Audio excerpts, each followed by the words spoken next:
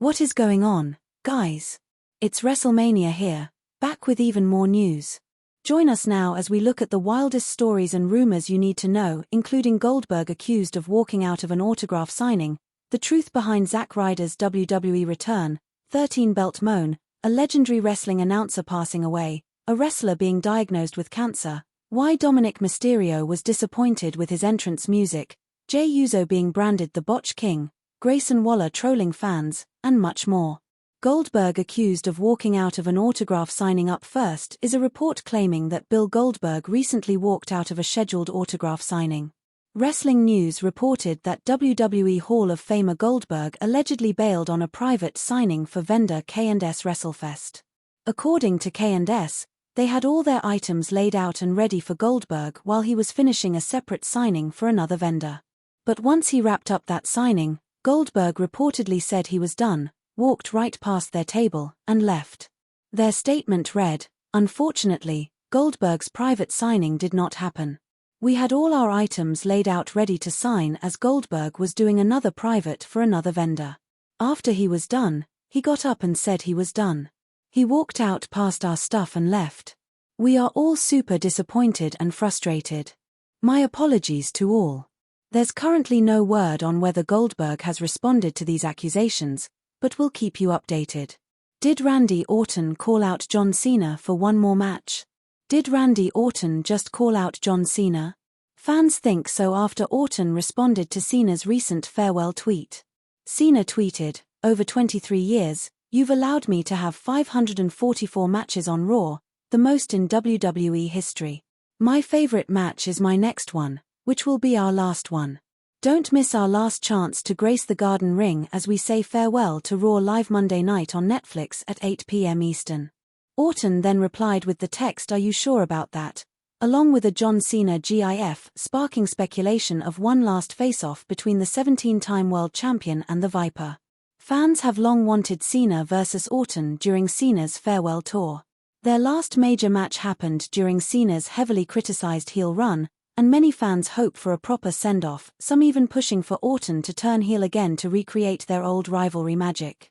For reference, fans also noted the number of matches certain stars have had on Raw: John Cena, 544; Randy Orton, 457; Kane, 442; Chris Jericho, 425; Triple H, 384. The truth behind Zack Ryder's WWE return. Matt Cardona, better known to WWE fans as Zack Ryder, made a surprise appearance on this week's SmackDown, leaving fans wondering if he had officially re-signed with WWE. Unfortunately, Fightful Select is reporting that Cardona's appearance was a one-off and that he has not signed a new WWE contract. Of course, that could change depending on fan reaction and how WWE feels about the buzz his return generated. But as Cardona has said in past interviews, Zack Ryder is dead. If I ever come back to WWE, it'll be as Matt Cardona. We'll see if that holds up. 13-belt moan. Mercedes Moan has done it again. Moan added to her already massive championship collection at Wednesday's House of Glory Super Clash show, defeating North Phoenix Diana for the APAC Women's Championship. Wrestling News reported that Moan won with the Moneymaker, securing her 13th active championship. And she's not done yet. She now heads into AEW Full Gear next weekend with the chance to win a 14th title as she challenges Chris Statlander for the AEW Women's Championship, a title she failed to win earlier this year at All In. She's also set to face the Ring of Honor Women's TV Champion this week on Dynamite in a title unification match. Moan is currently the interim champion and could become the official champion after Wednesday. Moan's ridiculous number of active titles has sparked debate among fans. Is it an amazing accomplishment, or has it become a joke because the titles no longer feel meaningful? It's clear that AEW and the various promotions working with Mercedes Moan believe there's value in having her hold their championships. But at what point does she stop winning? And how does this actually benefit the women's divisions she's involved in? Are we heading toward a scenario where she eventually drops all 14 championships in rapid succession? There's also the risk of a wrestler becoming too successful. Fans may start to grow bored or feel the achievements are excessive or undeserved. It's believed AEW President Tony Khan invested serious money in signing Moan, so it's understandable that he wants to push her hard. But how much more can AEW fans take? What do you guys think? Should she win her 14th championship soon? A legendary wrestling announcer passes away. We have sad news to report, as legendary Jim Crockett Promotions announcer Bob Caudle has passed away. The National Wrestling Alliance released a statement saying, "The National Wrestling Alliance is saddened to note the passing of Bob Caudle. Throughout the 70s and well into the 80s and beyond, Bob left an indelible mark on the NWA, its programming, and its fans. He was a signature voice of countless broadcasts and pay-per-views during his decades-long career. The NWA sends its most sincere condolences to Bob's friends, family, and fans." As the broadcast legend said at the close of each episode of NWA Mid-Atlantic Championship Wrestling, "So long for now." For younger fans unfamiliar with his work, Caudle was a fixture on Jim Crockett Promotions TV, serving as the lead announcer for Mid-Atlantic Championship Wrestling. Like many territorial-era announcers, he brought professionalism and realism to wrestling presentation during the era when kayfabe was king. Bob Caudle passed away on the 15th of November at 90 years old. We send our condolences to his friends, family, and fans. A wrestler announces cancer diagnosis. AEW star Rebel is opening up about why she's been absent from AEW television. Rebel, who previously worked alongside Dr. Britt Baker, shared a video revealing that she has been diagnosed with a serious medical condition. She explained, "In May of 2024, I was hospitalized for what I thought was cryptococcal pneumonia, fungal masses on my lungs. I went a year on antifungals, and after a year, I wasn't getting better. I decided to go to the Mayo Clinic, and they found that it wasn't cryptococcal pneumonia at all. It is primary pulmonary lymphoma, which is cancer in the lungs. If there's a best-case scenario, then I have it, so that's good. But that's what I recently found out, and I wanted to let you guys know." Rebel also revealed she is battling another condition. "Tomorrow I start rehab because along this tumultuous journey, I've picked up a disorder called functional neurological disorder. It's taken my ability to walk. I now walk with a walker. It's taken my ability to speak clearly. I've also lost some function in my right hand. It's like a claw hand and difficult to use.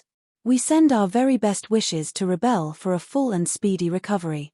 Dominic Mysterio disappointed with his entrance music. Dirty Dominic Mysterio recently discussed his dissatisfaction with his entrance theme during an appearance on the Towers of Power Pro Wrestling podcast.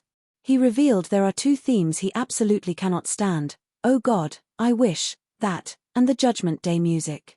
Good God. WWE's entrance themes have long been criticized by fans and wrestlers alike for being generic, uninspired, and, as some joke, AI-generated. Dominic says his neck tattoo was a terrible decision. Dominic also recently debuted a large neck tattoo featuring an Aztec calendar motif blended with his uncle's lucha mask, a tribute to his heritage. But he admitted the process was brutal. "It was a terrible decision because of the pain. And once you do it, you can't just go, okay, I'm done, I'm not going to finish it. The finished product is going to go down further, and it's bothering me that it's unfinished."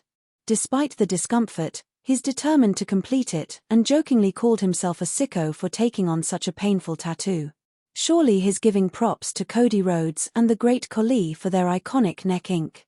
Jey Uso branded the Botch King fans are turning on Jey Uso in a big way.